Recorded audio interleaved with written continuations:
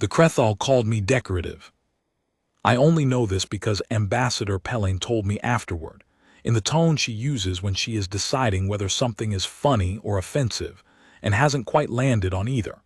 She said the senior protocol officer, a Krethaal named Sechnar, who ran the treaty logistics aboard their flagship with the kind of meticulous precision that made you think he'd been born filing documents, had reviewed the secondment list and marked my role as supplementary atmospheric personnel, meaning I was there to fill out the human delegation's headcount and look like the kind of species that brought aides to important meetings.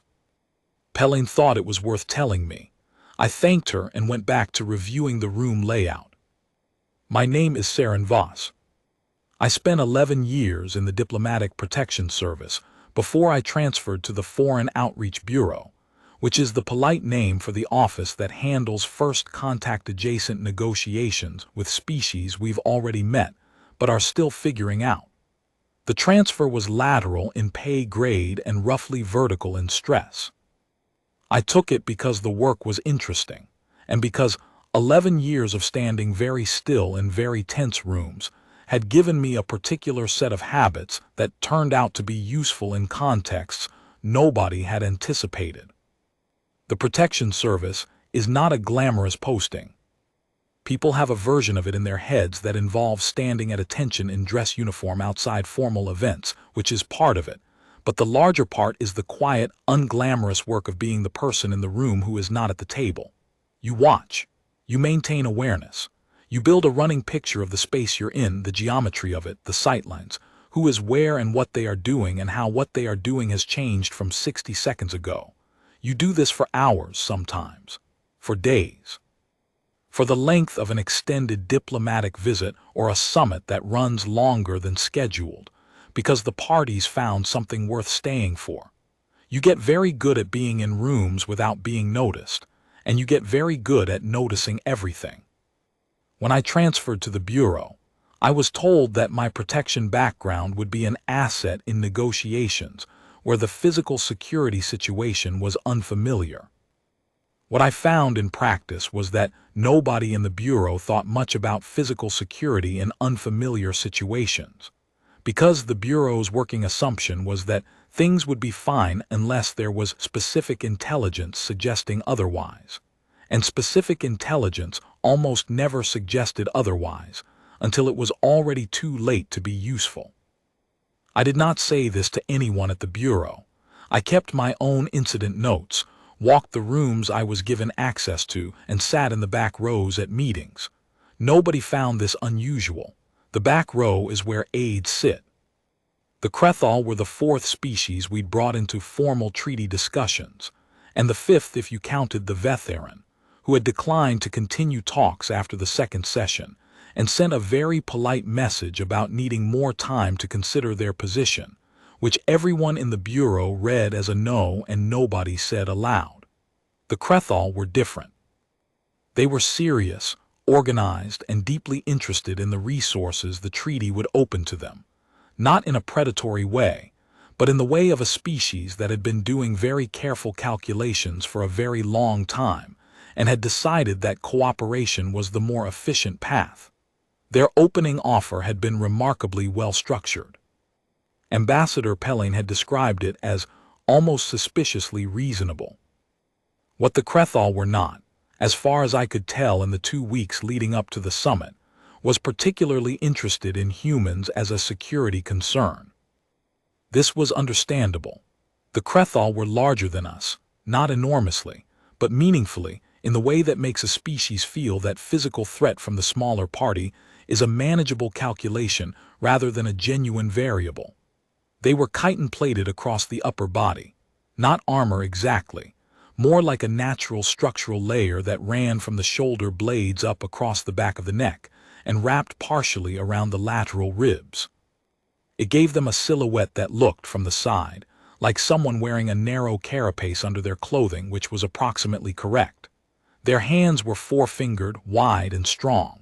They moved with a deliberateness that wasn't slowness. They were fast when they needed to be, but was more the deliberateness of a species that had never needed to develop the twitchy reflexive movement of prey animals. predator heritage, not aggressive, just settled. They were also, by their own account, quite comprehensively monitored.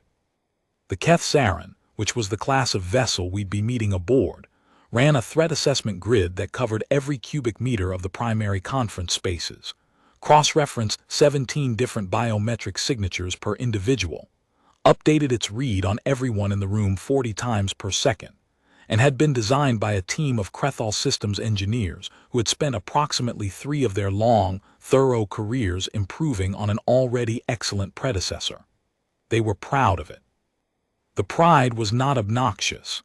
It was the quiet pride of people who have done good work and know it, but it was present in the way Krethaal described it in the preliminary briefing, which was with the completeness of a person who expects his audience to find the subject as interesting as he does. I read the technical specs they'd shared with us, took some notes, and went back to reviewing the room layout. The conference chamber was on the 3rd deck of the Krethaal, which was the Krethaal flagship in this sector, a heavy diplomatic vessel that served double duty as a command and control hub and a meeting space grand enough to impress visiting delegations. The Krethaal had a gift for spaces that communicated authority without aggression. The chamber was wide, high-ceilinged, lit from above by panels that approximated the particular spectrum their eyes preferred, lined along 3 walls with tiered observer galleries for the advisors and secondary staff who were there to be seen but not heard, and furnished at its center with a long oval table at which 12 delegates, 6 per side, would sit for the formal sessions. The table was made of something that looked like composite stone, but resonated differently, a material the Krethaal used for formal furniture because it had been in their formal architecture for long enough that it carried the weight of tradition the way marble does for us. The chairs were built for Krethaal proportions, which meant the human delegation seats had been fitted with inserts, tastefully done, not awkward, the kind of accommodation that said we thought of this in advance.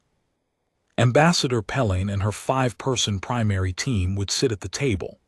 I would sit in the back row of the observer gallery, at the left end, with a sight line to every door and a clear view of both the Krethaal delegation and the secondary gallery on the opposite side.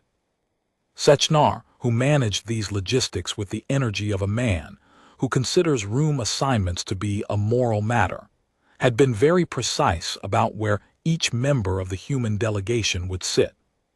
He had a seating plan, a flow chart for movement during breaks, and a numbered guide to which refreshment stations were for which species. The Krethaal processed certain human compounds poorly and vice versa, and he wanted no accidents. He had also, in the briefing the day before the summit opened, walked us through the threat assessment grid. He did not walk me through it. He walked Ambassador Pelling through it, and her 5 primary delegates through it, and the 2 Krethaal security officers standing at the chamber doors, and then he looked at me, seated at the end of the row in what was clearly the junior staff position, and said something to his colleague in their own language. His colleague made a sound that I'd come to recognize in the 2 weeks of preliminary contact as Krethaal amusement, not mean-spirited, just satisfied, the way you are when someone says something accurate. The interpreter on my earpiece translated it half a second later. He says the human's instincts are charmingly manual for a species with access to the same relay networks we use. I nodded as though I'd found this informative. Krethaal then concluded the briefing, confirmed that the threat assessment grid would run continuously from the moment the first delegate entered the chamber, and reminded everyone that the Krethaal security detail would be handling all protective concerns in the room. The human delegation was welcome to observe, but any independent security action would be, he paused here, checking his translation, unnecessary and redundant. I went back to the room. I walked it again that evening, which was the kind of thing I do that Pelling has learned not to ask about because my answers tend to run long. The chamber was locked for the night, but the gallery access was open for staff passes, so I went in, turned the lights up to about half, and walked the space. It took 45 minutes. I checked angles, distances, sightlines. I counted steps between the gallery and the chamber floor. I noted which panels in the ceiling were structural and which were suspended, the kind of thing that matters when a room's physical geometry becomes suddenly relevant. I checked the 4 doors, 2 primary, 2 secondary, one of which was the service access that Sechnar's flow chart had marked as refreshment only during the sessions. I paid particular attention to the service door. It was on the opposite side of the chamber from the primary gallery, positioned at an angle that put it outside the direct sightline of the 2 primary door guards during normal room configuration. It was also, and I noted this carefully, fitted with a mechanical release on the interior side, the kind designed to override electronic locks in emergencies. Standard safety architecture. Very sensible. The kind of thing you build into a room because you want people to be able to get out if the power fails, and the kind of thing that becomes relevant in ways the architects didn't intend if someone studies the room carefully enough. I stood at the table and looked at where each delegate would be sitting and thought about what you could see from each position and what you couldn't. I stood at the service door and thought about what you could see from there. I stood at the back left corner of the observer gallery, my seat, for the duration of the summit, and made sure I could see the service door from it, which I could, just. I did this because it's what I do, not because I expected anything to happen. The Krethaal had an excellent threat assessment grid, and their preliminary security screening of both delegations had been thorough to the point of being slightly uncomfortable. 3 separate biometric registrations, a material scan that flagged the alloy in my left index finger's tendon repair and required a 10-minute documentation process, and a review of my professional history that Sechnar had conducted in person and that had included, at the end, a question about why I had transferred from the protection service to the bureau that I had answered honestly. He had looked at my answer for a moment. Then he had marked something in his documentation and said, in the neutral tone of a person recording a variable, "Your previous role involved close physical proximity to protected individuals in uncontrolled environments." "Yes," I said. "This role does not," he said. "No," I said. He moved on to the next item in his screening checklist. I went to walk the room. The first 2 days were productive and uneventful, which is the best thing a diplomatic session can be, and the thing most people in the room were quietly hoping for. The Krethaal brought their A-team in every sense.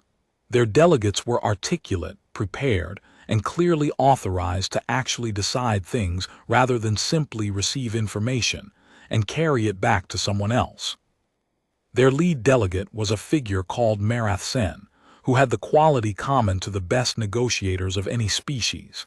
He was precise without being rigid, and he listened with the attention of a person who expected the other side to say something that would require him to update his position, which meant he was often right.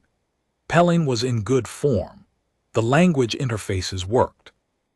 The refreshment situation was managed without incident by Sechnar, who I had come to respect in the way you respect someone who is very good at something that looks easy but isn't.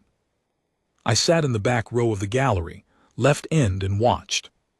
There wasn't much to watch in the security sense. The Krethaal guards at the door were professional. They stood still, they scanned the room with exactly the manner of people who trust their instruments, and they didn't fidget. Their threat assessment grid hummed away in the background, presumably telling them everything was fine, because everything was fine. The delegates debated subsection language. Pelling's deputy took careful notes. Sechnar managed the break schedule with the precision of a person who considers a 3-minute timing error to be a personal failure.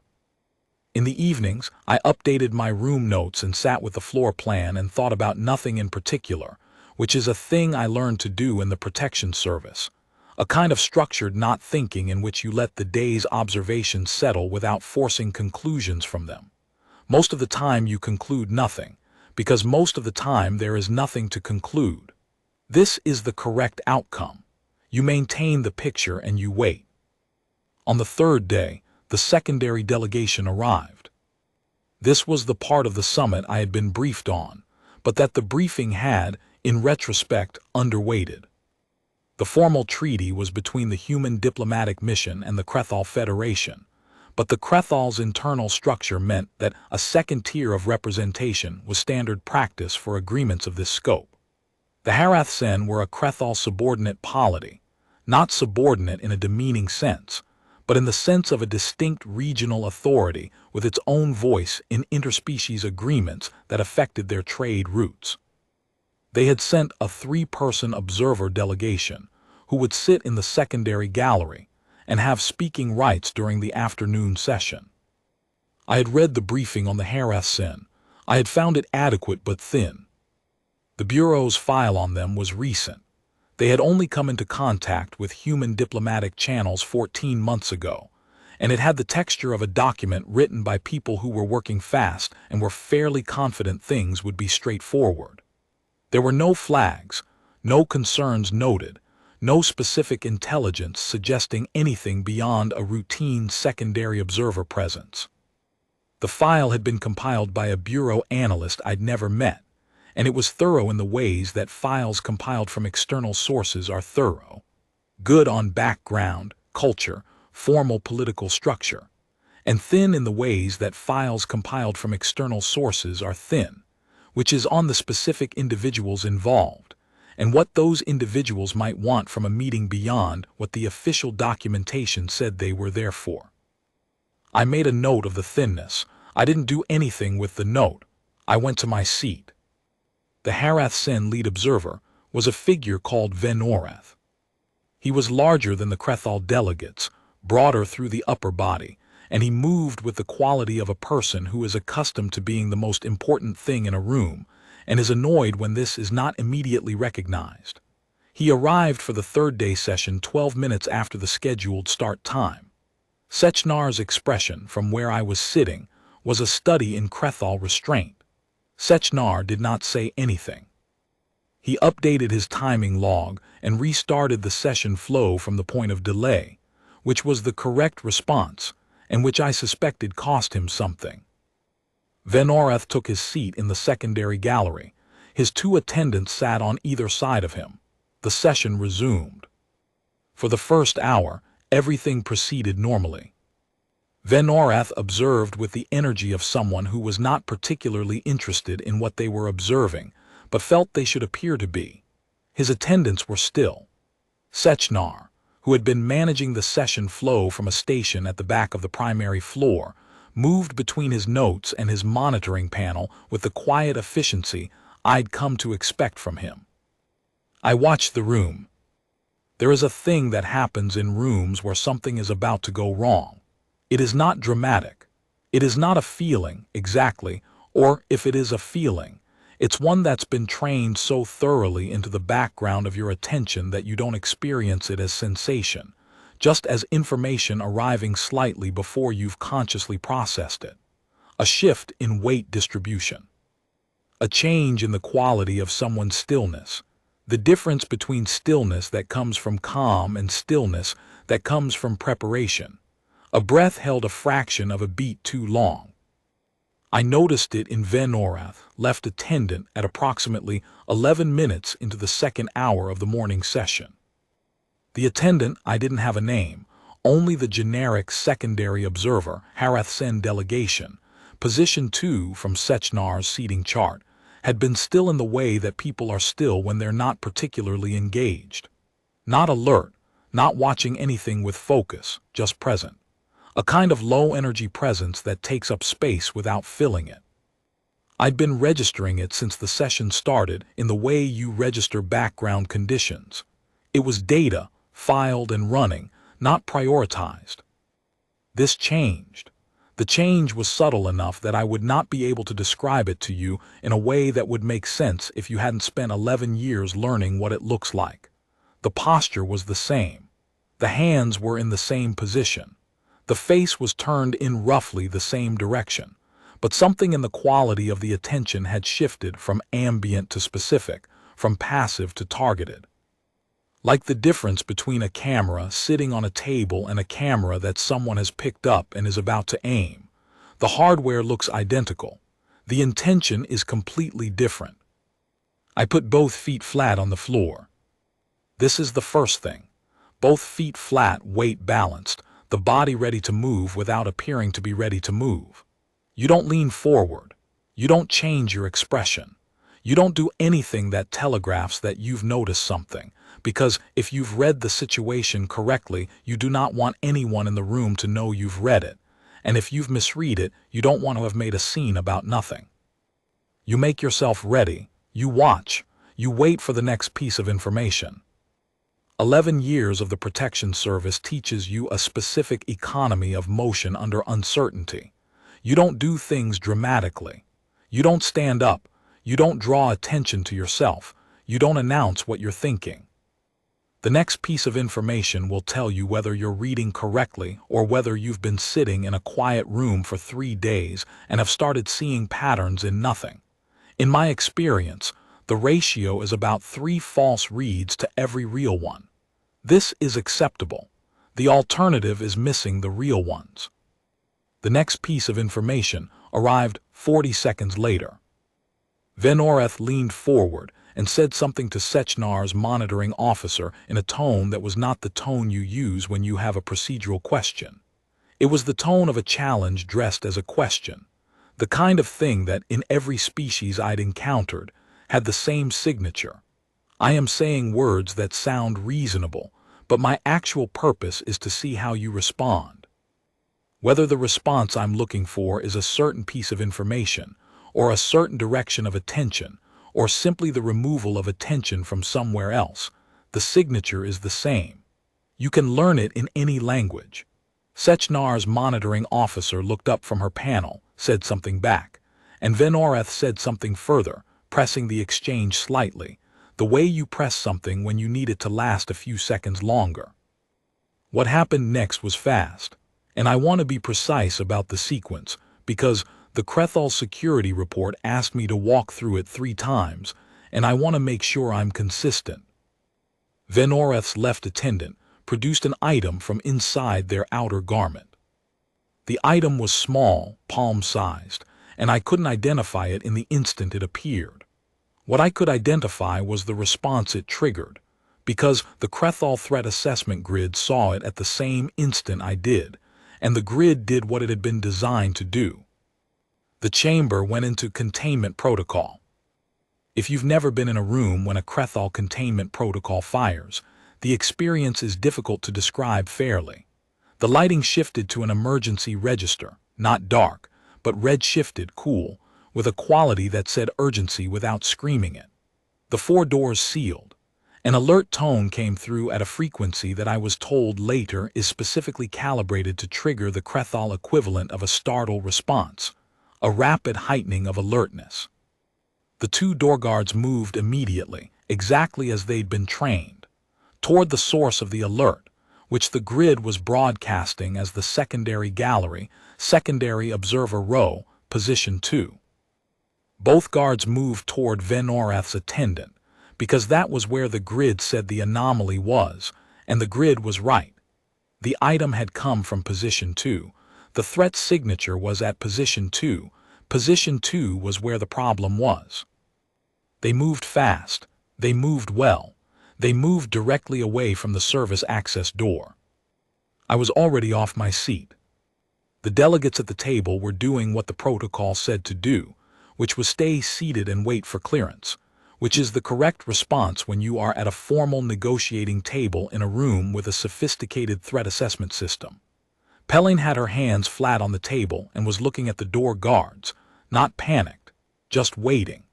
Tessin, beside her, had the expression of a man who had just heard an alarm tone he had never heard before and was processing at speed. The Krethaal delegates were similarly still. This was their system, they trusted it, they knew the protocol. I moved along the back wall of the primary gallery, not running, not urgent, just purposeful, which is a distinction that matters in confined spaces because running changes the energy in a room and purposeful movement does not.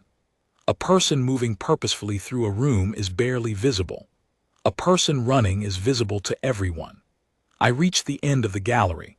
stepped down to the chamber floor at the corner, and crossed the floor toward the service access door. The service access door was on the opposite side of the chamber from the secondary gallery.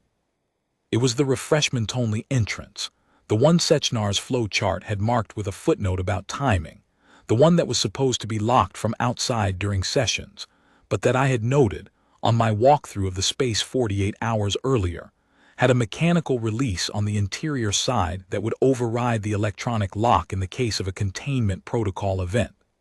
This is what those releases are for, so that the room doesn't become a trap if the power fails or the system scrambles.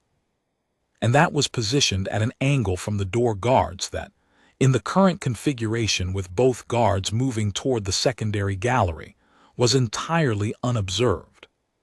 The service access door was opening. Slowly, because whoever was on the other side was being careful.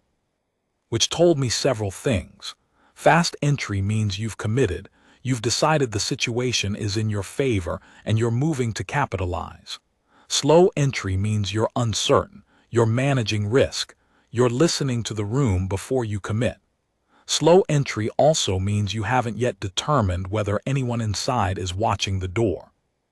In the current situation, alert tone running, both guards occupied, every trained instinct in the room directed toward the secondary gallery. There was no reason for whoever was on the other side of that door to believe that anyone was watching it.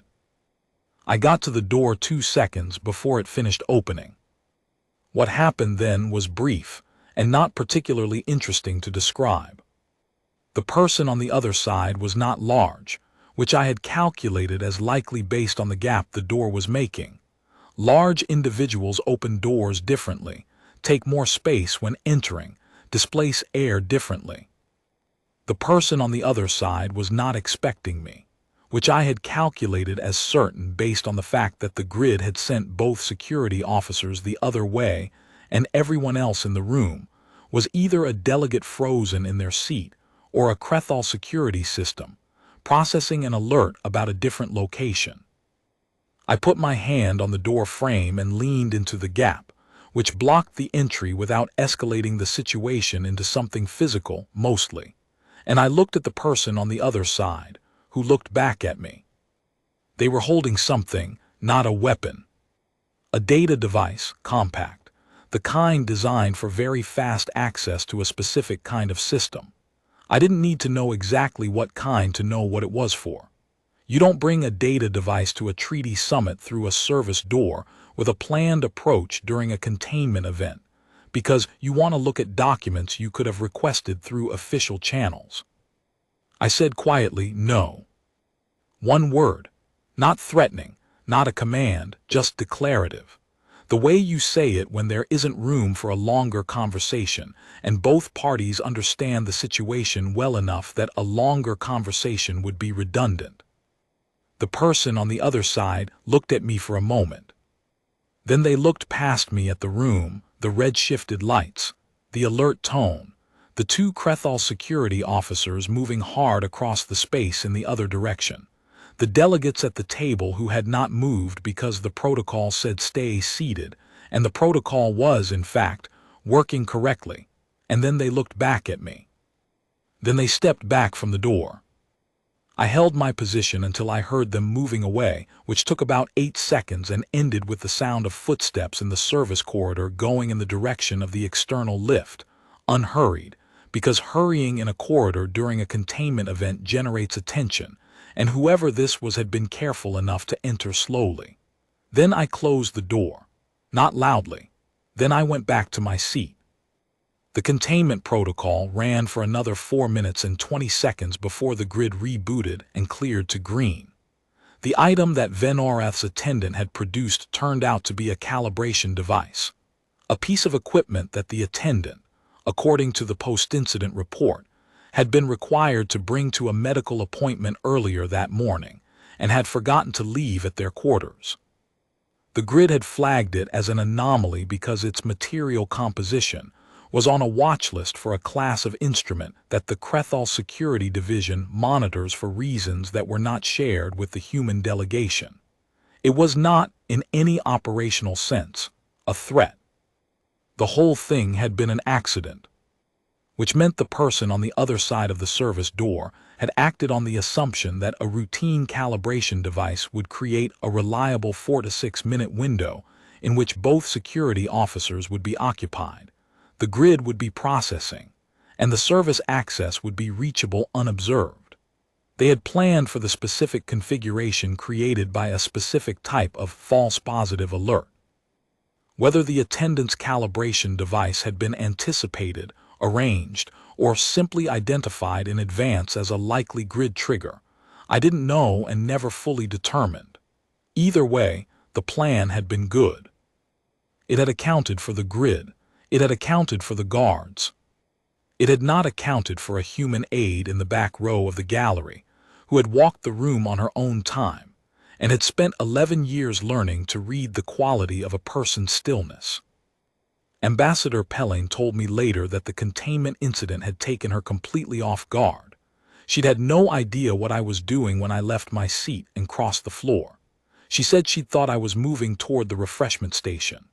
Sechnar's monitoring officer had seen me moving and had flagged it, but the flag had been deprioritized by the grid while the primary alert was running, so it hadn't generated any response. As far as the Krethaal threat assessment system was concerned, I had crossed the floor for no recorded reason during a containment event and then returned to my seat. The session was suspended for the afternoon. The delegates were debriefed. Sechnar compiled his incident report, which was thorough and clear and ran to 19 pages, which I know because I was one of several people asked to verify the timeline sections. Sechnar also, at the end of the second day after the incident, asked to meet with me separately. We sat in one of the small offices off the main corridor, a Krethaal workspace, which meant the furniture was at the slightly wrong height for me in the specific way of all Krethaal furniture, and the light was running at their preferred spectrum, which is fine but not warm, and Sechnar had a cup of something that was not for me. He had his incident report open on a display, and he had a stylus, and he was looking at the timeline section with the focused attention of someone who has found a discrepancy and wants to understand it before drawing conclusions.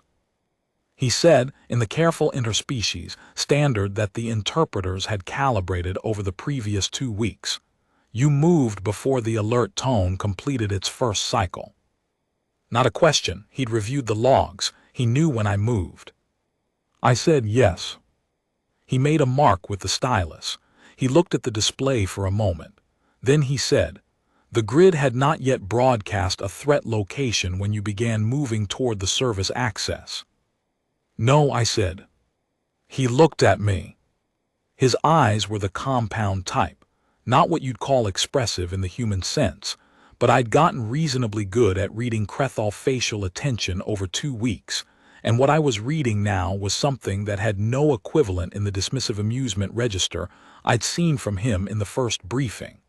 This was something closer to calibration, the process of updating a number.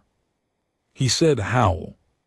One word also, not a question in the grammatical sense, no rising intonation, no interrogative particle.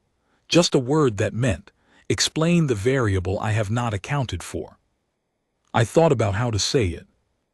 The attendant's body position changed about 11 minutes into the second hour, I said. Not much. A shift in how their attention was distributed. It went from ambient to targeted. Then Venoreth initiated a verbal exchange with your monitoring officer that had the structure of a distraction. It was designed to pull attention toward the primary gallery and toward him specifically, not because what he was saying required attention, but because it was the kind of thing that reflexively demands a response. And then the item appeared, which was the trigger for the grid, and I already knew the grid was going to send your officers to position 2 because that's where the item was, and I knew the service door was the only other access point that would be reachable in the response window. Sechnar was quiet for a moment. "Your instruments," he said. "I don't carry instruments," I said. "I use what I have." He looked at the display again. He made another mark. Then he said, with the care of someone translating not from a language but from a way of understanding, "You saw this with your eyes." "Yes." He said something in Krethaal. The interpreter, who had been sitting very quietly in the corner, translated it after a pause that felt like he was checking his rendering. He says the grid carries 40 biometric channels per individual and updates at 40 cycles per second. You are using, another pause, pattern inference from a single visual channel at what he estimates is approximately 20 cycles per second. "Something like that," I said. Sechnar tapped the stylus against the display twice. It was the Krethaal equivalent, I had learned, of a considered pause. Then he said, "What did you observe in the secondary observer that the grid did not flag?" It wasn't a challenge. He genuinely wanted to know. That was the thing about Sechnar, whatever his initial read of the human diplomatic aide in the back row had been. He was, at his core, a person who wanted his models to be accurate. His grid had done everything correctly. It had processed the anomaly, directed the response, managed the containment. And a human in the back row of the gallery had moved to the service door 40 seconds before the grid would have reoriented to flag it as a relevant point of concern. That was a variable. Unexplained variables bothered him. I could tell this about him because he had spent 3 days running a treaty summit with the energy of a person who finds unexplained variables personally objectionable. I thought about the attendant's stillness, the quality of it, the texture of the change, the way the weight had redistributed almost imperceptibly from the hip down as the upper body maintained its position. I thought about whether I could explain this in terms that translated. "Have you ever watched someone wait?" I said, "and known the difference between someone who is waiting because they have nothing else to do and someone who is waiting because what they are waiting for is about to happen?" Sechnar looked at me. "The second kind of waiting has a shape," I said. "It's very small. It doesn't flag on anything that's measuring output. It's not a change in what the person is doing. It's a change in why they're doing nothing. And it reads differently. I can't give you a number for it. I can tell you I've seen it a few hundred times and I know what it looks like." He wrote something, not a mark this time, a longer note which he did not show me. Then he said, "In your assessment, was the containment event the primary operation or a secondary mechanism?" "Secondary," I said. "The door was the objective. The grid event was the window. Whether the grid event was planned or happened to be useful, I don't know. Either way, without the door, there was no operation." He nodded. In Krethaal, a nod means approximately the same thing it means in human. A broad acknowledgement, not agreement necessarily, just receipt of information. He closed the incident report. He stood up, which in Krethaal protocols means the meeting has concluded at his initiative, which is a thing they do rather than asking whether the other party is finished because they've found it more efficient. I stood up too. He said in the standard, "The incident log will be amended. Your role at the service access will be described as," he paused, consulting a word, "proactive." "That's fine," I said. I went back to my quarters. I made notes on my own incident record, which nobody asked to see but which I keep out of habit. I wrote down the sequence as I remembered it, the shift in the attendant's posture, the timing of Venoreth's distraction, the grid response, the door. I wrote down what I didn't know, which was the full picture of what the operative had been trying to access and who had sent them. Then I wrote down what I did know, which was the sequence of the room in the 4 minutes of the containment event, moment by moment, the way I always write up rooms after something happens in them. Then I slept. The summit resumed on day 5. The Harathsen secondary delegation was reduced to 1 observer, Venoreth alone, his attendants having been required to complete additional screening before returning to the vessel. He sat in the secondary gallery and was, from everything I could observe, considerably more subdued than he had been on day 3.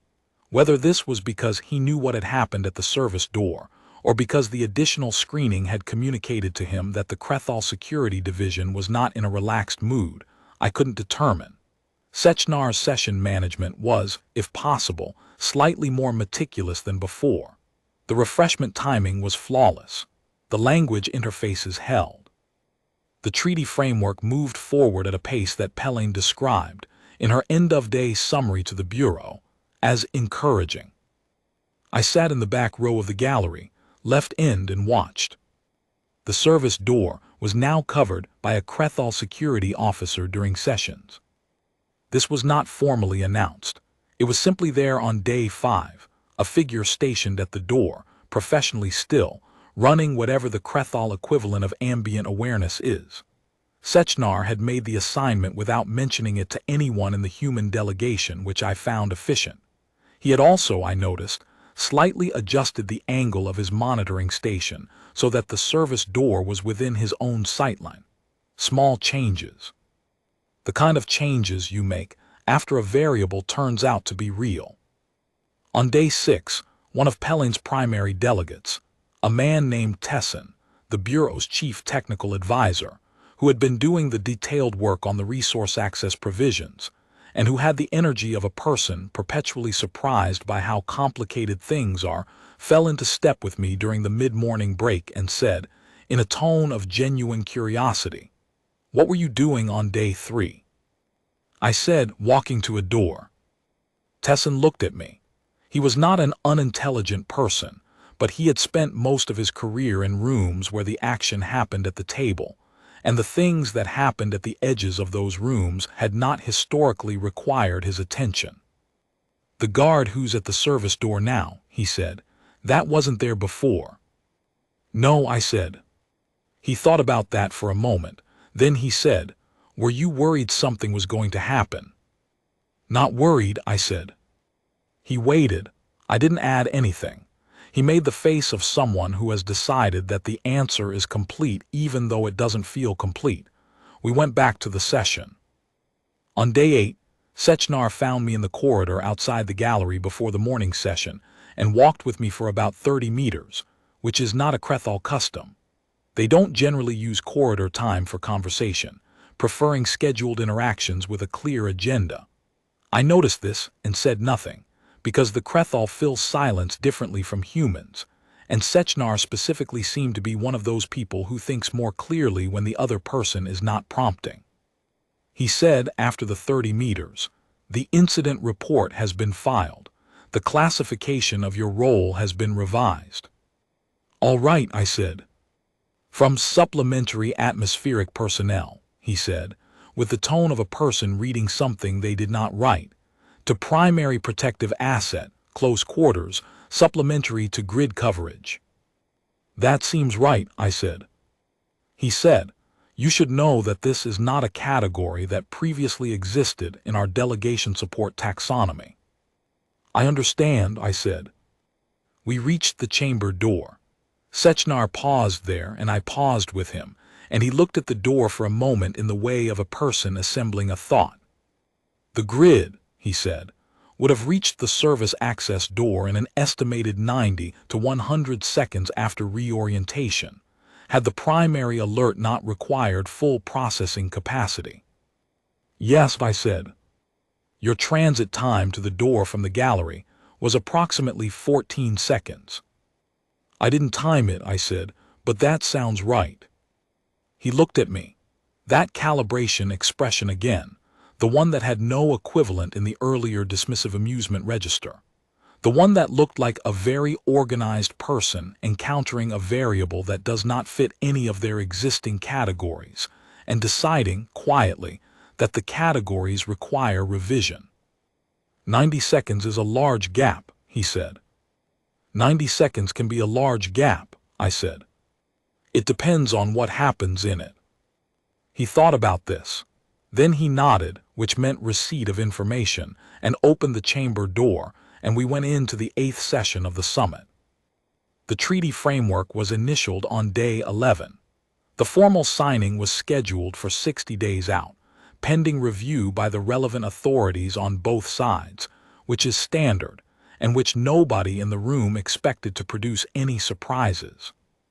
Pelling shook hands, or rather, completed the Krethaal formal closing gesture, which involves a particular double contact of the outer forearm, with Marath Sen, and Sechnar managed the closing ceremony with the precision I had come to expect, and the Harath Sen delegation, now back to 3 observers, observed from the secondary gallery with a quietness that had not characterized day 3.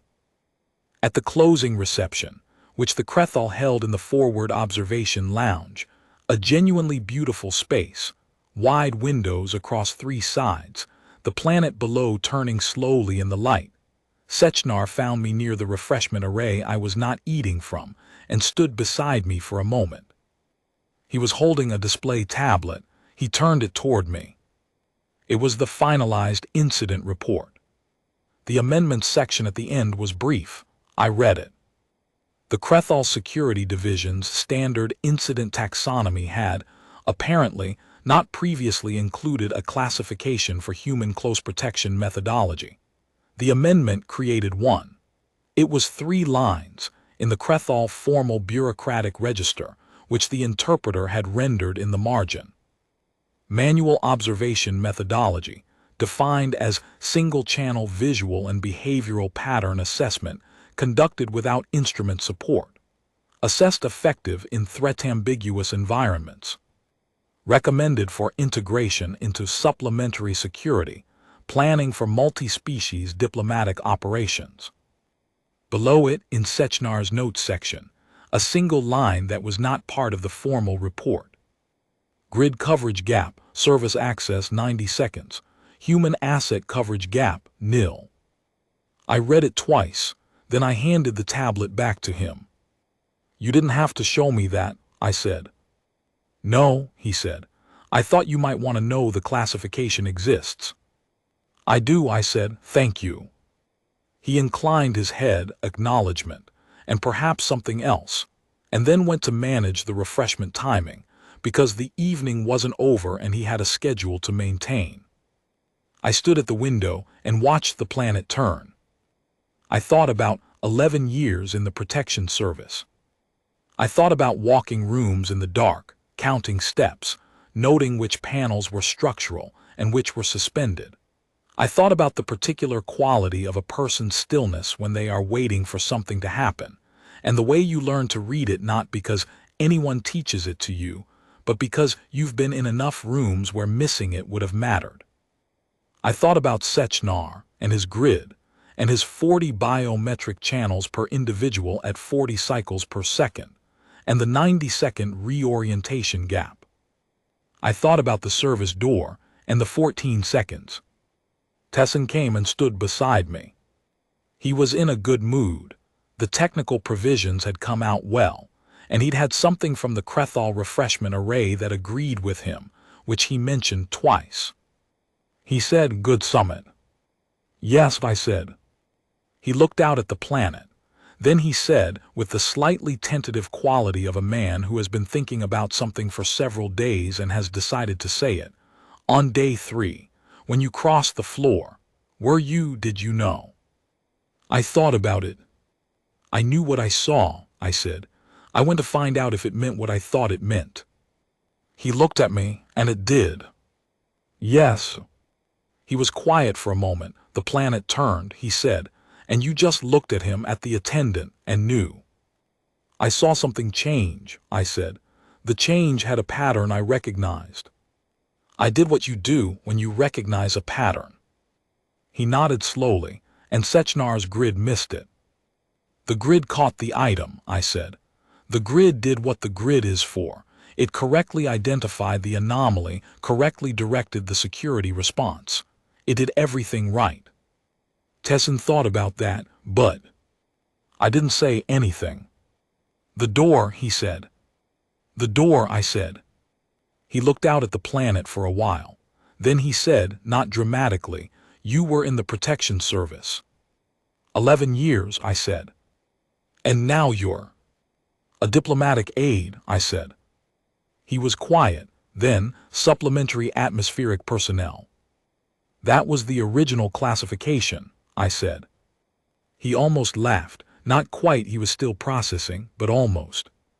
We stood at the window until the reception ended, which was when Sechnar announced the schedule for the following morning's departure briefing, because the summit was over and there was still a schedule to maintain. I went back to my quarters and updated my incident notes. Then I looked at Sechnar's amended classification one more time, in the copy he'd sent to the human delegation's secure channel. Manual observation methodology, assessed effective. I turned the light off and slept well.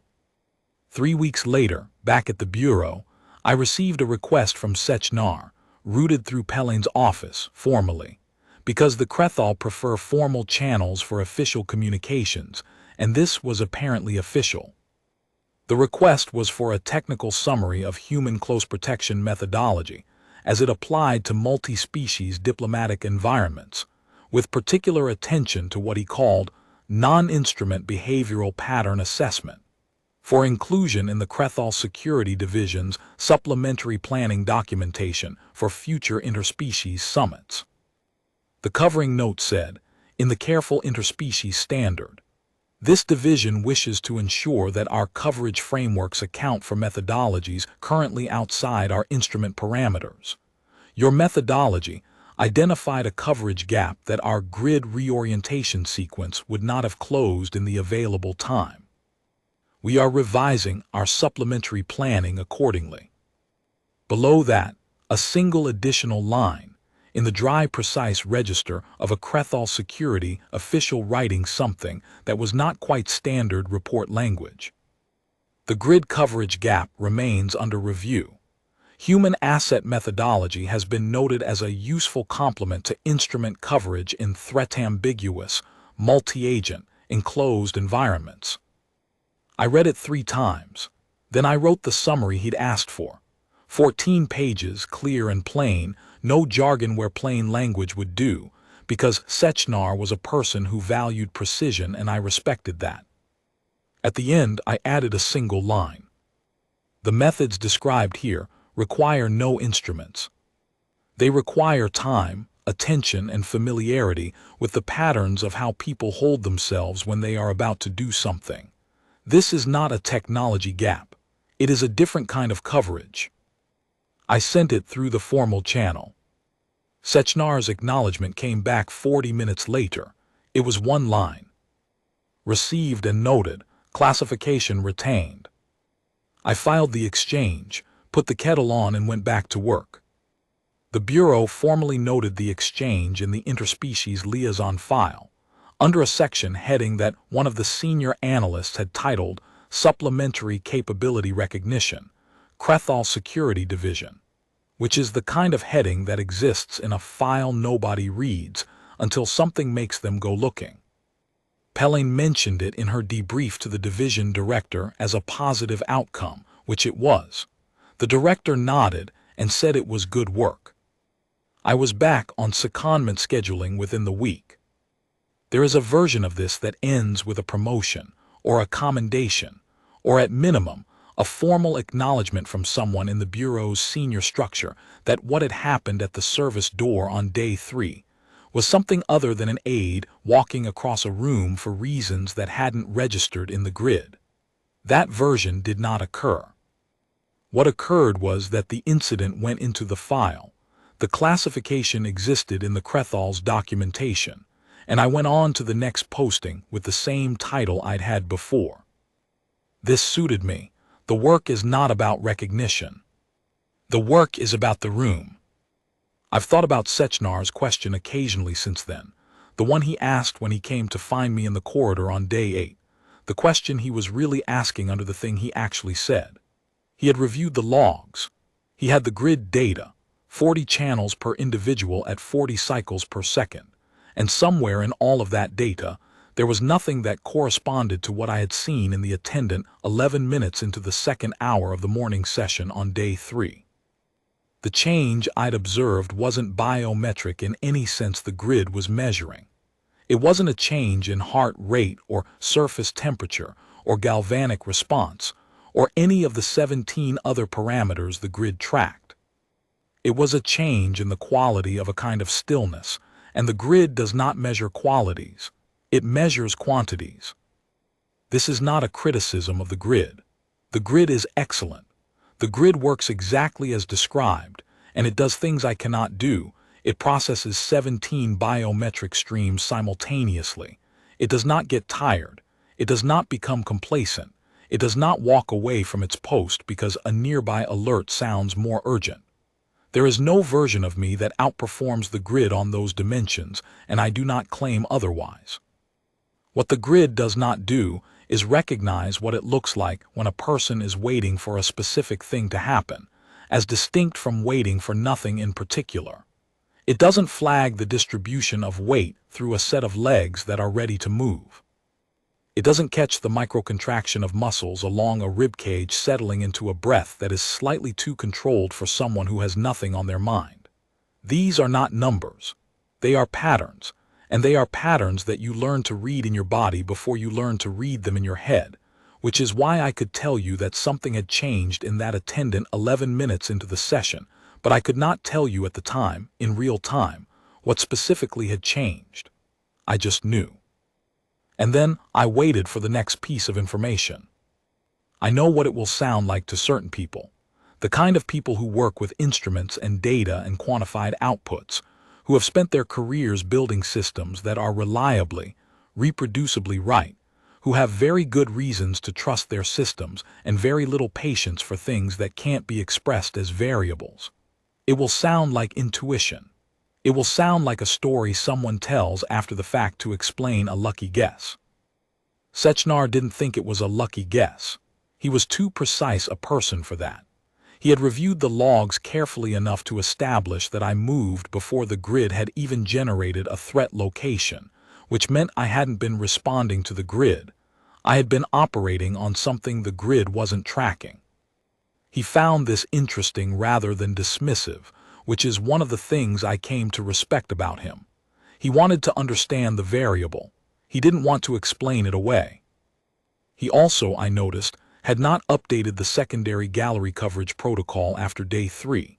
He had added the door guard and adjusted his own sightline. But the secondary gallery itself, the seating configuration, the biometric monitoring density, was unchanged when I looked at it on day 5. I thought about asking him about this and decided not to, because I had a theory about why and I wanted to see if I was right. On day 9, during the afternoon break, I mentioned it to him indirectly. I said something about the gallery site angles being interesting from a coverage standpoint. He looked at me for a moment. Then he said, "The grid density in the secondary gallery has been increased by 6 channels per individual." "That's good," I said. "Yes," he said, "it is." He paused. "It will not close the gap you described." "No," I said. He nodded. "We are aware of this." And that was the thing, really. That was the whole of it. He knew what his system could do and what it couldn't, and he was adding coverage at the margins, and he was aware that the margin I had covered was a different kind of coverage entirely, and that you could not simply add more instruments to replicate it.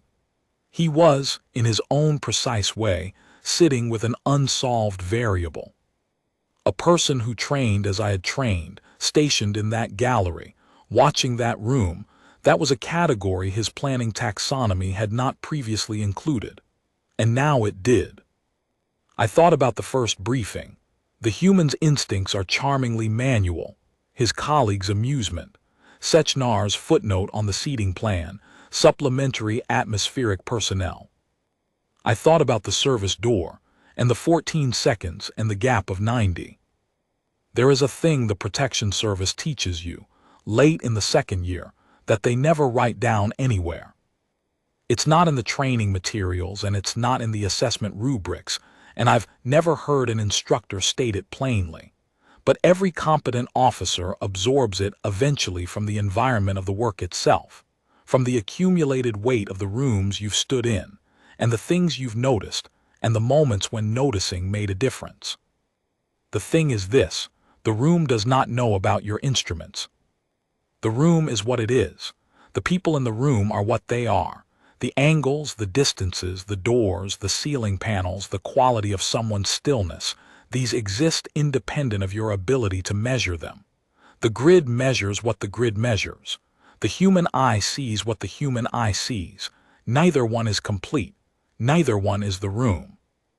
The room is always bigger than your coverage. I wrote this down in my incident notes after day 9, because it seemed like the kind of thing that belonged in a record somewhere. Not for the Bureau, not for Sechnar, just for myself. Then I closed the notes and went to review the floor plan for the closing ceremony, because the room had changed configuration for the formal initialing, and I wanted to know it before I sat down in it. Sechnar was already there when I arrived. He was doing the same thing, walking the space, checking angles, counting something I couldn't see him counting. He looked up when I came in. I nodded, he nodded back. Then we both went back to reviewing the room, separately, in companionable silence, the way two people can work in the same space, once they understand what the other one is there for. It took us each about 20 minutes. Then we left and the ceremony proceeded without incident, which is the correct outcome and the one we had both been working toward. 3 weeks later, I got his request for the methodology summary. 14 pages, clear and plain, one line at the end about what it requires. It requires no instruments. He knew that already, of course. He'd known it since day 3.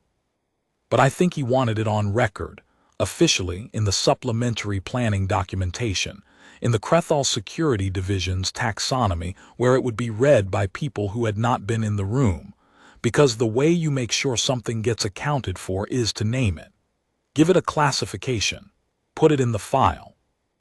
Manual observation methodology, assessed effective. Classification retained.